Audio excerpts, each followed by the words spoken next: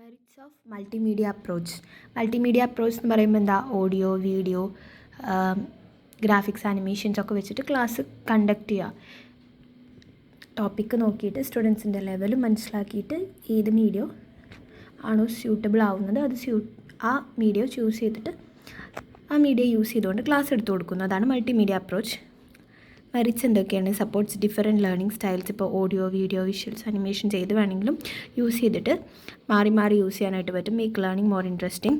Quizzes, സ്റ്റിമുലേഷനൊക്കെ വെക്കുന്നതുകൊണ്ട് തന്നെ ക്ലാസ് കുറച്ചുകൂടി ഇൻട്രാക്റ്റീവ് ആവും, പാർട്ടിസിപ്പേഷൻ ഉണ്ടാവും. Improves understanding and retention. നമ്മൾ ഓഡിയോ, വീഡിയോ ഒക്കെ വിഷ്വലായിട്ട് കാണിച്ചു കൊടുക്കുമ്പോൾ അവർക്കത് റിയൽ ലൈഫിൽ അപ്ലൈ ചെയ്യാനും പറ്റും. അതേപോലെ തന്നെ അത് കുറേ കാലത്തേക്ക് മൈൻഡിൽ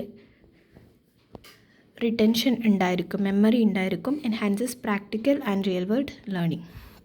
റിയൽ വേൾഡ് ബിസിനസ് സിറ്റുവേഷനിലേക്ക് കണക്ട് ചെയ്യുന്ന രീതിയിലാണ് ക്ലാസ്സസ് കണ്ടക്ട് ചെയ്യുന്നത്.